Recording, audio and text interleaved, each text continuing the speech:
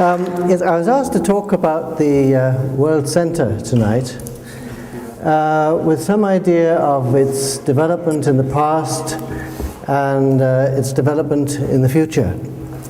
So we'll see how the time goes and see how we can cover the subject.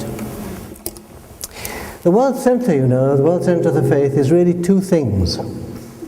One is its geographical location. The other is it's a series of institutions, and the two, of course, are very closely interlinked. The two have been linked from long before the Baha'i World Centre arrived in Israel, because from the Bayan and the laws of the Bab, we know that the Qibla, the point of adoration of the faith, was to be He whom God would make manifest. And it would move wherever He moved until He stayed in one place. And this is what happened. So the World Centre, if you're reading your Baha'i history, was wherever Baha'u'llah was, until he arrived in the Holy Land, and then the World Centre, as it were, settled in the Holy Land. And the geographical location of the World Centre is a number of holy sites and institutions, quite widespread. The Universal House of Justice has been working on having the Baha'i World Centre recognized as a World Heritage Site. And what makes it a bit different for the people dealing with the World Centre is the fact that it's a number of different places. It is to start with Akka. It's Bahji, just outside Akka. It's Mazrai, north of Bahji. It includes Baha'i cemetery in Ein Geb, where the faithful half-brother of Abdul Baha is buried, and his family. And it includes Haifa, and many parts of Haifa. This is all the World Centre. And when you go on pilgrimage, which is what you're going to see something of in the DVD tonight, you visit the Baha'i holy places in the World Centre. Not all of them, but most of them you can get to. And you also see the new institutions which have arisen in the World Centre. Because the World Centre evolved quite slowly. You know, Baha'u'llah had amanuenses, friends who were with him, who took the dictation of his tablets, and who copied his tablets. There are a number of amanuenses. There was one who was nearly always with him, who is known as Khadimullah, Khadim, the servant of God. He was the one who used to take down the dictation of the tablets of Baha'u'llah in what we've come to call revelation writing. It's writing Persian or Arabic with such speed that it just looks like a series of strokes on paper. But he could read back that writing.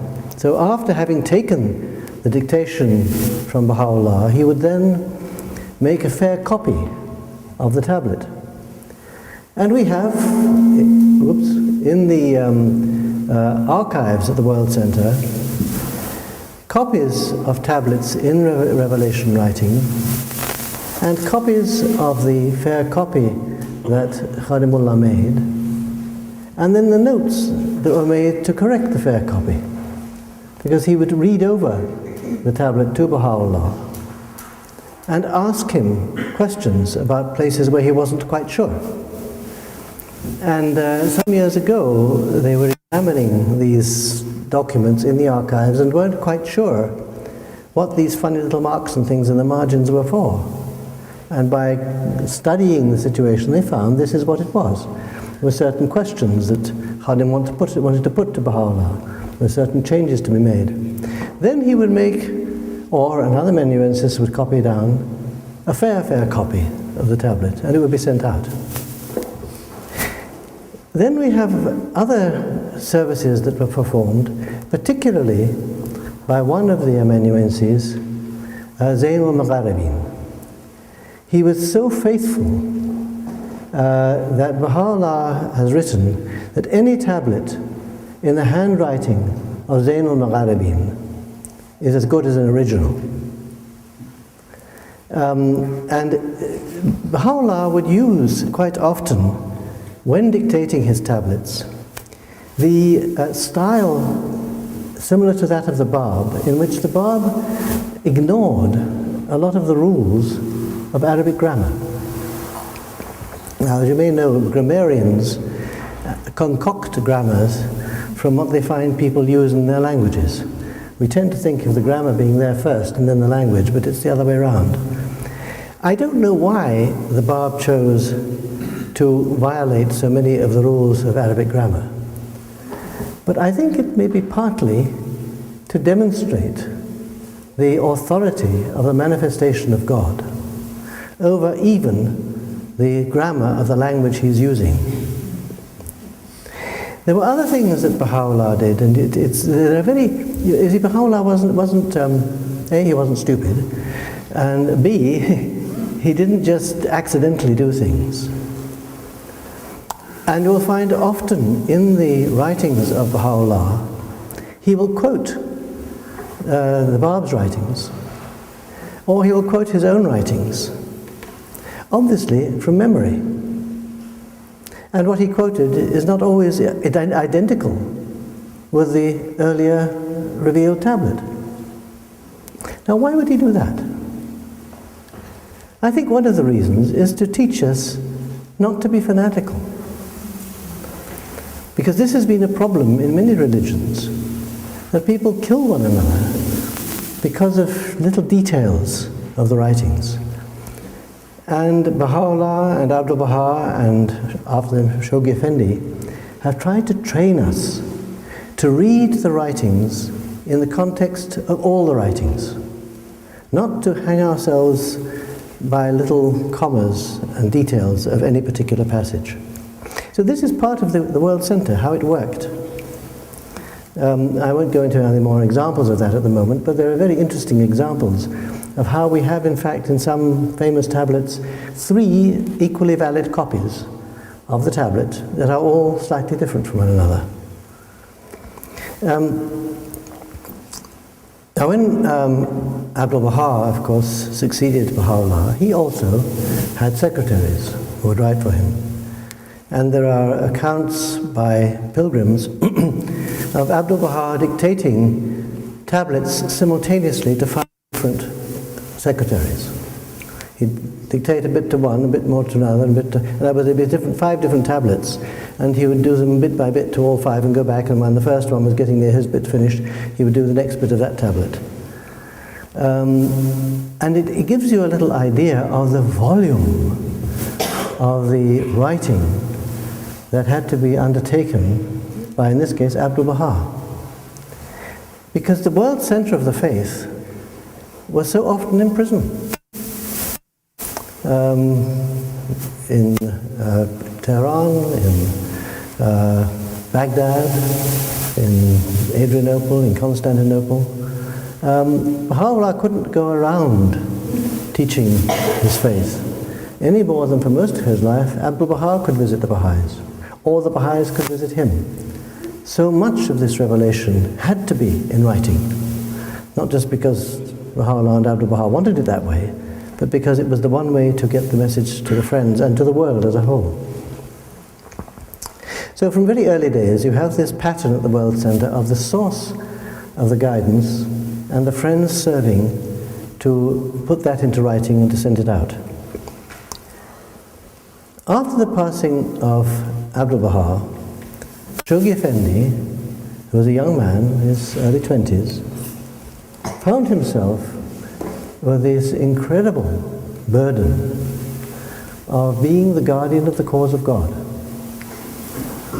Now, he had been studying English in Oxford, with the hope of becoming very fluent in that language, to help, as a secretary, Abdul Baha, to translate his tablets, to help in some way or another. And he thought that maybe Abdul Baha would give him the task of calling the election of the Universal House of Justice. And it was a tremendous blow to him. And you think, at your age, a young man, suddenly, with this burden of being the guardian of the cause of God placed on your shoulders. And this is what Shoghi Effendi found. And he needed people to help him. Quite early in his ministry, he called a number of prominent Baha'is from different parts of the world to consult with him in Haifa, with the thought that they could perhaps call the election of the Universal House of Justice. And he found it was impossible.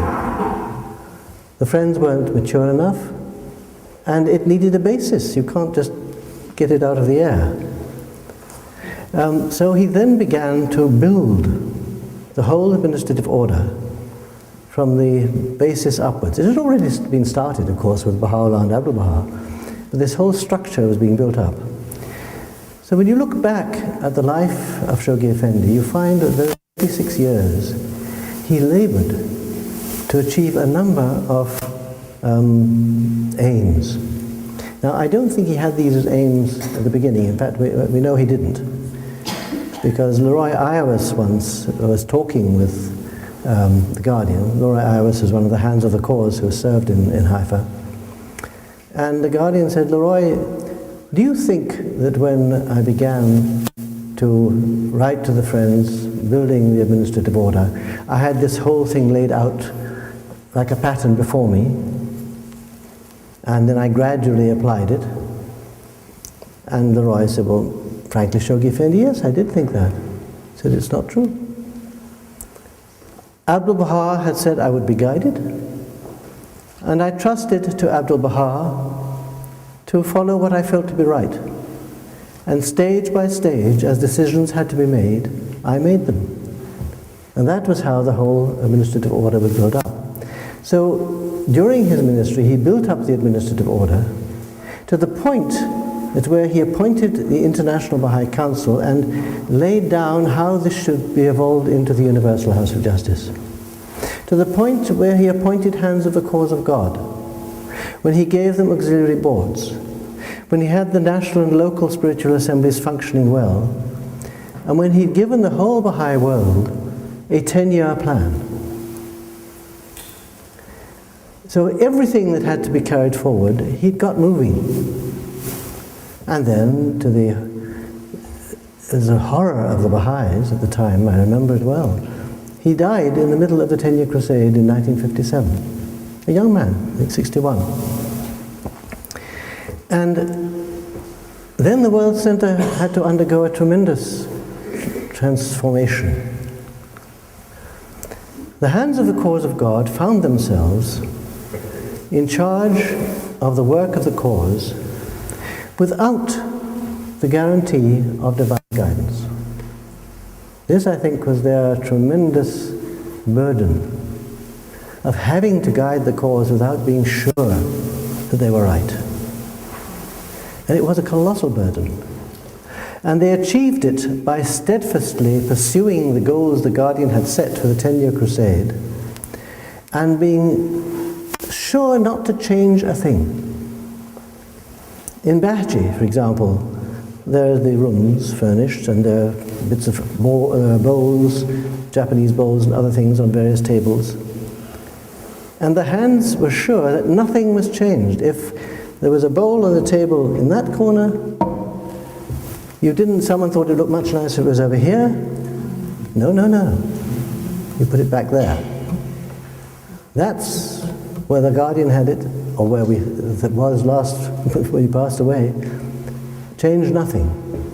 So they, as it were, froze the development of the World Centre for those 6 years, from 1957 to 1963. They kept the cause going, but they had to hold things steadily.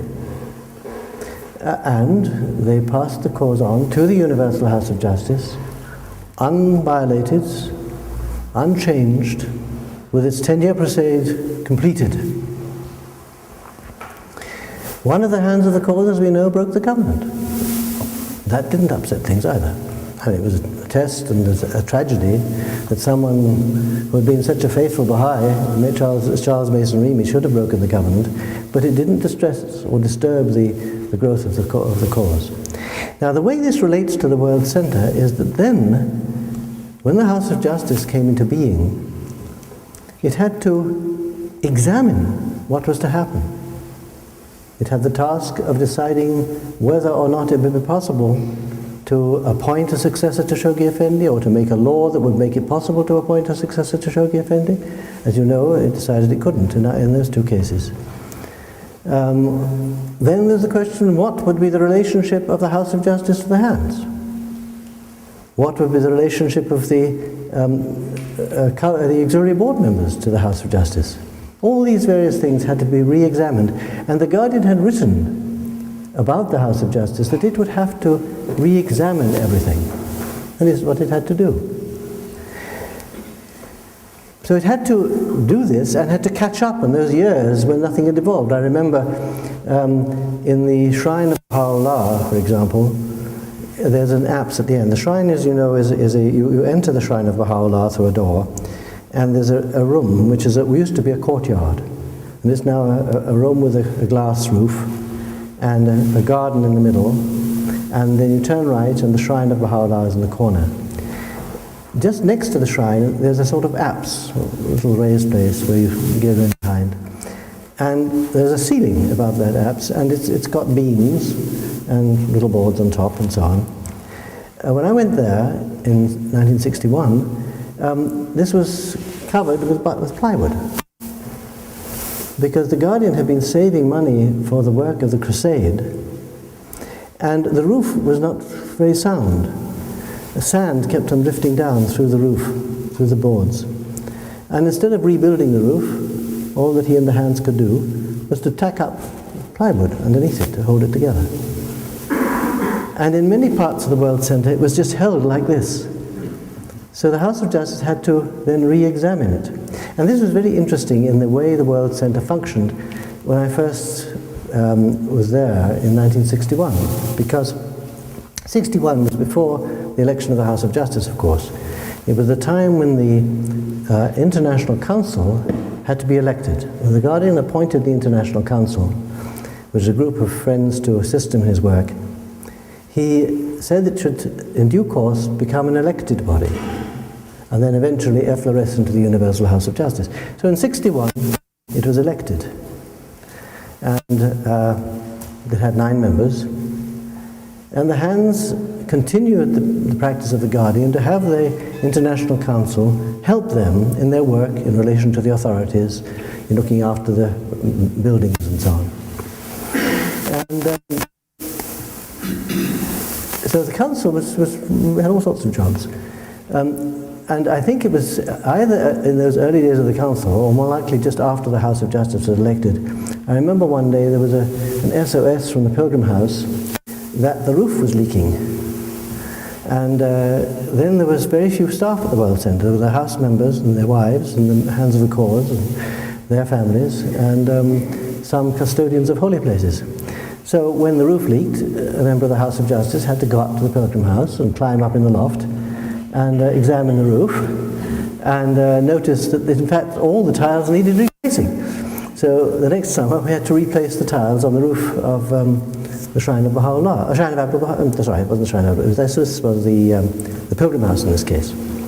Later also we had to change the roof of the Shrine of Baha'u'llah. But for quite some time the World Centre was, as it were, doing repairs and maintenance. And it's a very wonderful experience to do this sort of work on a holy place. Because a holy place is not just an ordinary building. And the House of Justice always had to, as the Guardian had before, to train the friends who were doing this work not to improve things. If a window in a holy place is slightly cockeyed, and that's the way it was, when you have to put a new frame in, you put in a slightly cockeyed new frame.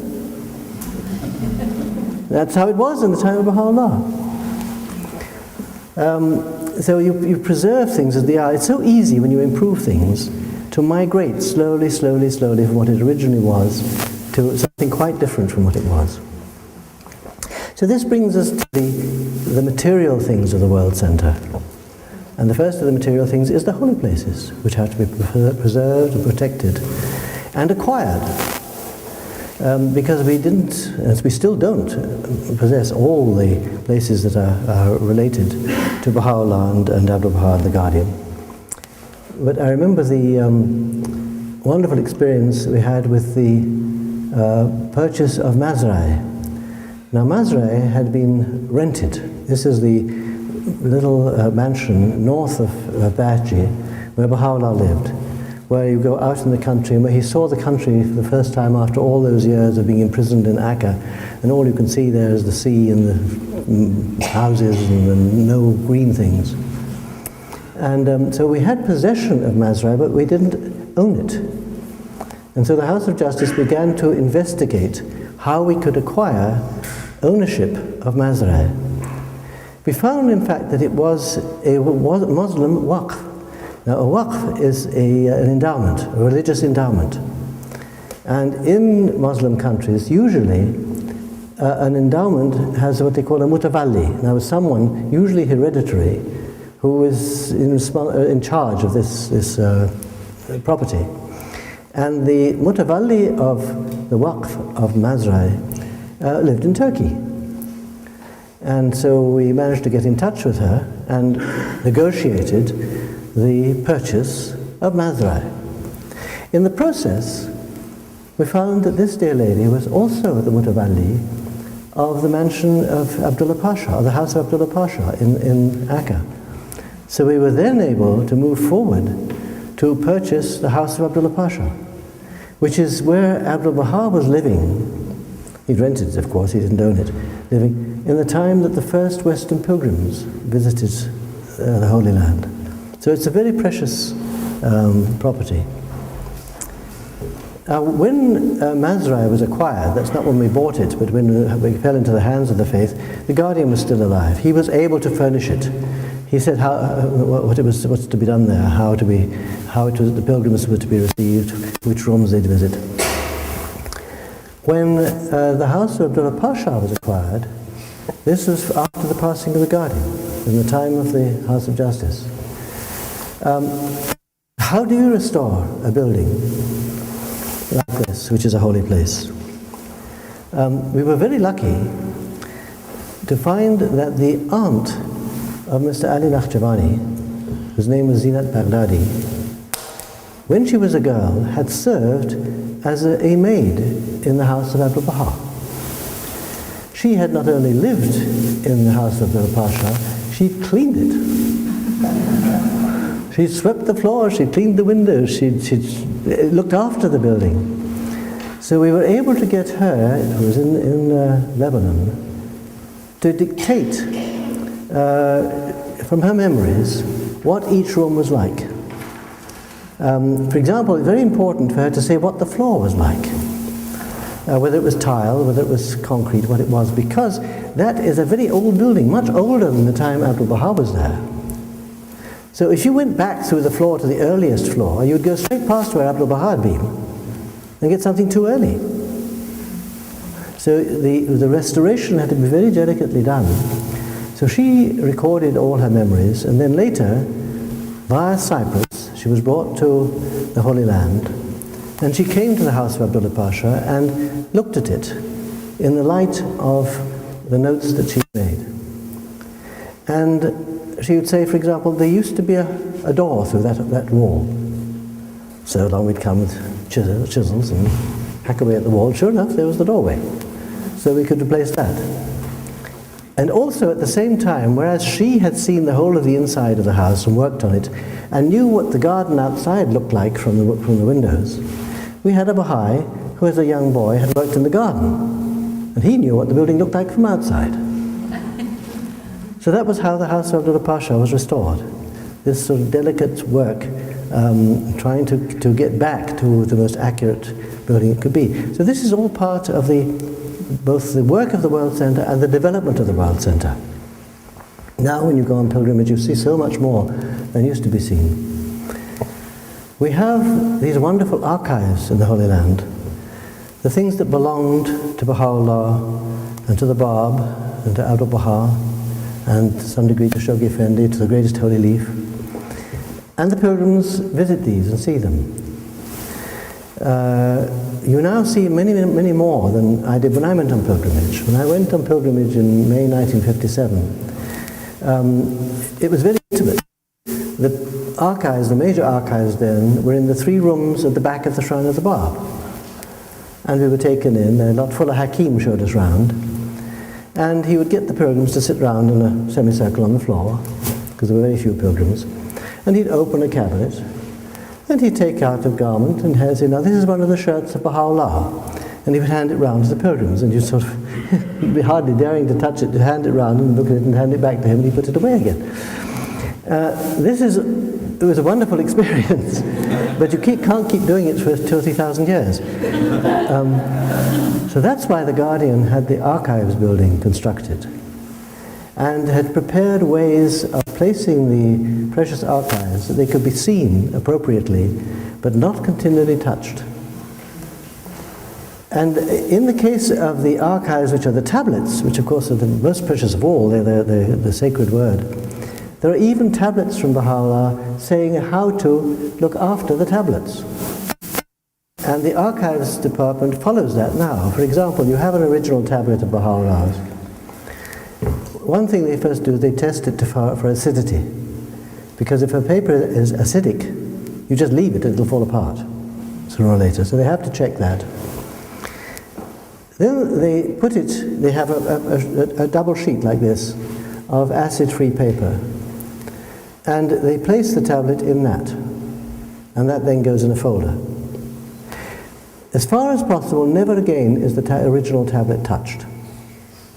If the archives wants to look at it, they take it out, and they open the folder and read the tablet. Now, if it's written on both sides, you don't pick the tablet up and turn it over. You close the folder again, turn it all over, and then open it again. Now, this is the sort of thing that Baha'u'llah thought of and told us how to do in dealing with things like that.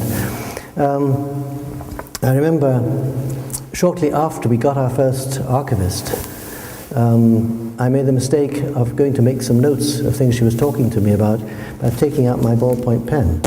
She nearly had a fit. She says, you never use a ballpoint pen on a table where there is an original document. And I said, I'm not going to write on it. She said, no, of course you're not, but you might drop the pen. So only a pencil goes anywhere near the table where you have an original document. Now these are things that the friends at the World Centre learn. And they're very important. So there's a great discipline to serving at the World Centre of learning from the people who have skills, who have been brought there to do this sort of work. It's useless if you, as a member of the House of Justice, you go and say, look, I'm a member of the House of Justice, I'm going to read this tablet the way I want to. Oh no. The archivist says how you deal with things. And then the documents are very precious. You know, the people, the friends who wrote to any of the central figures of the faith, and including those who write to the House of Justice, pour out their hearts. Friends used to write to the Guardian about all sorts of personal problems, about things which they didn't want people to learn, to read about. They were talking to their Guardian. So there are rules of access to the documents. When Mr. Hoffman, for example, was writing the biography of the Hand of the Cause, George Townsend, he knew George very well. They were close friends. He needed to have access to some of the correspondence from George Townsend to the Guardian. And he asked the House of Justice for permission. And the House of Justice agreed on the provision that first they must be read by someone who did not know George Townsend. And he would then know whether there was anything in that letter that it was likely that George would not have wanted David Hoffman to read. And only when the documents had been cleared was David Hoffman then allowed to read them and use them in writing the biography of George Townsend. So So this may seem very secretive, but it isn't secretive. There's a difference. The Guardian said once, there are no secrets in Haifa. There are things that are confidential, but that's not the same. The faith does not have secrets. It has mysteries. It has things that are confidential, but not secret things that nobody can see. So this is the essence of the World Centre, the way it deals with things. Now, since the House of Justice was elected, of course, the World Centre has grown. I think I counted the number of Baha'is living in Haifa about the time the House of Justice was elected, and if I remember rightly, there were 46. That wasn't including the custodians of the holy places, who were in fact Baha'is living permanently in Israel. But the others were there. There was the members of the House of Justice, the hands of the cause, their spouses, and then, of course, at that time there was no international teaching centre. And they did everything. The guy did the shrines, went and see the tax inspectors, made sure the gardens were kept in good order, everything. But you can't carry on like that as with a growing religion. So slowly, the House of Justice has been... Step forward a tiny bit, you're making the evidence. Thank you. What am I doing? I was terrified going for all that. Oh, thank you very much, yes.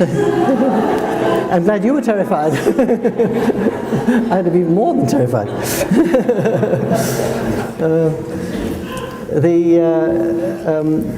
The friends had to come from all over the world to be brought to serve in the World Centre. And gradually, the House of Justice has support friends now, and as now you know, there must be about 700 Baha'is serving there. There are some who are there for a long time, some for 2.5 years, or something in between, and many youth who go for a year or 18 months. And it is a wonderful thing for the life of the World Centre to have these friends going there. And it's part of the development of the nature of the World Centre, that we have in fact a living, functioning Baha'i community of some 700 people at the World Centre. I think it's a sign of the bounty of God that with all this, the House of Justice has been totally spared the problem of covenant breaking at the World Centre. When you think of what the Guardian had to work with all his life, being continually frustrated and criticized and troubled by disloyalty among those who are closest to him. And this, the House of Justice has been spared. Maybe the time is going to come when the House of Justice will have to face that sort of problem. I pray not. Maybe the faith's grown past that stage. But there are problems at the World Centre, as you know now. We just had 171 pilgrims, the first time that I know of where they've been on pilgrimage while Haifa has been showered with rockets. It was a quite unique pilgrimage. And this is a thing we have to expect also, that the World Centre can often be in danger. We pray hard, we do what we can to protect it, but there's a limit. The House of Justice building was being constructed. The question was, should we have a vast, great, deep, atom-proof air raid shelter? It's impossible. You can't. There are things you can't guard against. You do all you can that's reasonable, and then God has to look after the rest. And He does a pretty good job, actually. But every now and again, we lose things. I mean, in Iran, we've lost the House of the Bab. It's not the first time, though, it's been destroyed. And the House of Justice has exact details of the plans of the House of the Bab and the surrounding buildings. And it can reconstruct that any time we have access to that site. They won't be the same bricks and mortar as the old building, but it can reconstruct the House of the Bab. And this is what the Guardian said about the World Centre. Well, if it gets bombed, we build it again. And the faith is quite indestructible in many ways. You think of the Kitabia Iran, for example. Not only do we have the original tablet, but say that was destroyed. The Kitab Iran has been published in the original in hundreds of thousands of copies. It's been translated into languages beyond belief. How can that ever be lost? Absolutely impossible. So with much of our scriptures, even if many of the writings were lost. Remember Baha'u'llah himself, when he was in Baghdad, concluded that some of the things he'd revealed could not be shared with mankind, and he washed them out in the river. So we have a tremendous treasure in these tablets. But there's I think, a warning to mankind in general that the world against which we are warned is anything which divides us from God. Anything which divides us from God. And if we are faithful and follow God, we can have the other things. If we are not, then we lose the other things. I think this is what's happening, for example, to many of the churches in Christendom. We have these beautiful buildings here. We have the magnificent cathedrals around the world. And I was reading an article recently about Germany, where the number of churches that are being pulled down are just destroyed or sold as blocks of flats is tremendous, and they're now building new mosques in Germany. You see? Now I think there's also a very wonderful passage in the questions and answers to the Kitab al-Aqdas. Someone asked Baha'u'llah, what will happen to all these churches and monasteries and beautiful things, the other religions? And what do we do with them? He says, a building that has been used for the worship of the one true God is not to be used for anything else. Then the Guardian has listed this passage under the heading of Mashraq al-Azkar in his synopsis and codification of the Aqdas. So you deduce from that if it so happens that, for example, Westminster Abbey survives and Britain becomes a Baha'i country and we find ourselves with Westminster Abbey, it becomes a Mashraq al-Azkar. It remains a place of worship of God. So with all these beautiful things, if mankind will accept God, God will let us have these. But what's happening in so many cases, that people are not becoming Baha'is, and they're losing their own churches. They're becoming bingo halls. And this, I think, is so with anybody. If anything is going to keep people from God, He will let us lose that. Maybe this is a lesson for the Baha'is in Iran at the moment, certainly for the Iranians. Part of the heritage, the most precious heritage of Iran, are the Baha'i holy places. So in future, Iranians will remember that at this period in our history, our government seized and destroyed these holy places. Some of them, fortunately, thank God, most of them survive. But rather than let the Iranians lose the faith, God will let them lose the Baha'i holy places. So this we have to remember in everything we do, that however precious a thing is, if it becomes a barrier between us and God, God will take it away for our own good sakes. So the future of the World Centre is, I think, going to proceed much as it's been developing now. In other words, as the work requires development, the institutions to carry out that work are brought into being and made to operate by the Universal House of Justice. I can't see exactly what they'll be, because we never know how the faith is going to develop. I don't think we could have foreseen that after the passing of the Guardian, the House of Justice would solve the problem of there not being any more hands by creating the institution of the councillors. But it did, and they're functioning. And this whole arm of the administrative order for the protection and propagation of the faith is humming throughout the world. And we're learning slowly how to use it in relation to the elected institutions. We are learning how to function a world government so that we can show mankind how it should be done. And there are many, many areas in our work that we're doing this. The Baha'i community, you may say, is a living experiment where we are putting things to the test and showing that they work.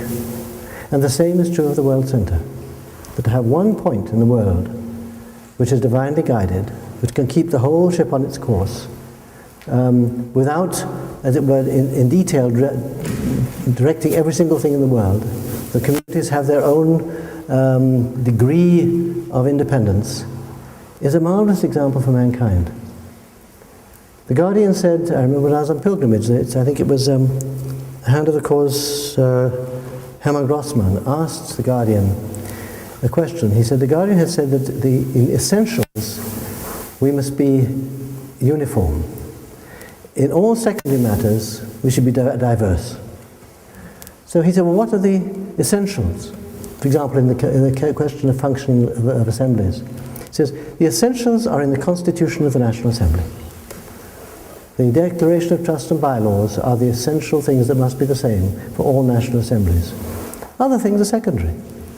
So you find, for example, one country differs from another in what happens if a delegate moves away from the place they live between the time they're elected and the time of the International Convention. Different national assemblies have different solutions to that. Okay, that's nice. And there are many things like that. We're going to learn how to operate among one another and among our different countries with a degree of rigidity or formality, universality in essentials, but a great deal of diversity in secondary matters. Now that's, I've spoken longer than I ought to have, sorry. Do we still have any time for little questions? Yeah. David? Okay. Does anyone have any questions you want to ask? Yes, please. I wondered what contingency plans the House of Justice has if, for example, communication is cut off from the World Centre. Another question which I didn't know the answer to is, if God forbid anything happened to the House of Justice, who arranges for an election? Okay. I'll take it back to front. Yes, if say a bomb drops on the House of Justice and all 9 members are killed, it's very easy to solve. You elect a new House of Justice. Members aren't the House of Justice, you elect it as before. And the election process is very simple. The question is, who calls it? I think the House of Justice, from time to time, makes provision for who should do this. At the present time, it will be the councillors. Now, I can't remember exactly how the councillors are to do it, but the House of Justice has given instructions, and all the councillors know what they should do if it should happen. And the basic thing is to keep the whole World Centre carrying on working. Now, the communication, the Guardian himself said that the time could well come that the World Centre is cut off from the Friends. We have our national institutions. They continue to direct their communities and keep in harmony with one another. And this is becoming much stronger now once we have this present pattern of the training institutes. Because the thing happened quite recently in Africa. There was one country, I've forgotten which it was, where they'd only recently, the Friends had got their training institutes going. And they had the books, they had the things, and they were doing it. There was a war, and this section of the country was completely cut off from the rest. And the poor National Assembly was worried, thinking, what are these Baha'is going to do? They had no contact with them. Eventually they re-established contact, and they found believers were carrying on happily. They said, we didn't need to contact the National Assembly. We know what to do. We have the books, we have our children's classes, we have our study circles, we have devotional meetings, and we're doing all right, thank you very much. We didn't need to ask for anything in the National Assembly at the moment. So by the training of the community, as distinct from just the teaching of the faith, in a particular method of doing things, we're making the community more decentralized. It may seem the opposite. It may seem there's a uniformity being established, but it's a certain uniformity, but also a degree of independence, devolution. Any other questions? Oh, yes, please. Just something, when you talk about the International Council, Yes. that had women. Oh, yes. Then eventually the Universal House of Justice would be elected. And I think one of the words that the Guardian knew would this body would effervesce into the Universal House of Justice. Well, the Universal House of Justice, of course, was elected. Yes. The council was appointed. Can you just have some comment on that? Because sometimes there's a sticking point. Yes, it's very interesting because, of course, as you say, the council, when it was first brought into being as the embryo of the Universal House of Justice, was appointed by the Guardian. And it had both men and women on it. I wish I had time to speak about these friends, they were wonderful people. Then the Guardian said it would be elected, and then later would infloresce into the Universal House of Justice. So the first election was in 1961, and all the National Assemblies elected exactly as they would in an election for the Universal House of Justice. It was done by mail. The only thing was that they elected men and women, and otherwise it was the same. And it so happened that what happened was they re-elected onto the council the ones who had been on the appointed council who weren't hands of the cause, because the first council, many of its members became hands, or in some cases the hands became members of the council. And the hands asked not to be elected to the elected council. And so the members who had been on before were re-elected, and the National Assembly has elected new members to make up the ones who places have been vacated by the hands. And that was the International Council as an elected body. And it functioned under the direction of the hands until 1963. And one of its tasks was to help to the hands to prepare for the election of the Universal House of Justice. Then in the election of the House of Justice in 63, the National Assemblies did the same thing again. The only difference being they didn't elect any women. And that body was then the Universal House of Justice. Yeah. Well, perhaps it's... Have you all done it? That's right. Oh, one more. Okay, one more. There have been some claims that the voting process for the House Justice and also the National Spiritual Assemblies isn't... Sorry, I can't quite understand. Can you speak louder? Some people that I've been talking to have said that the voting procedure isn't absolutely perfect because, for example, the National Spiritual Assembly of India, the makeup of it has been very similar for the past 20 years or so, because people that get voted on are people who people have heard of, who are people on the National Spiritual Assembly. What's required perhaps these activities? Yes. Well, it's quite true that the elections are not perfect. In fact, nothing's perfect at the moment. Because we're in the very early stages of, you think we're only halfway through the 2nd century, very early stages of learning how to operate the faith. So in most countries, the delegates haven't really learned to be quite clear thinking when they elect. But then we also have to remember that the high concept of election and of service is not the same as that in the world as a large. One is meant to elect the people one thinks, the individuals one believes, are the best to serve. There's no particular reason why that should change radically every year. Now, usually what has happened is there's been a gradual changeover as people get older and die or move off or pioneer or something, or the believers decide they want someone else elected. In fact, I remember not too long ago, one National Assembly, which at Rizwan, it had been rather a poor National Assembly, and all 9 members were changed at that convention. No preconditions, no one thought about it. It just so happened that the delegates thought, whoops, we'll vote for these ones. So the Baha'i elections is an interesting and unusual thing. But remember, Baha'i elections do not carry out in order to obtain power. They are carried out so that the believers can confer authority on those they want to take charge of the community. It's a very different pattern from normal elections. So as you're right, things are imperfect, and we just have to work hard and study how to function and get better. Thank you, David.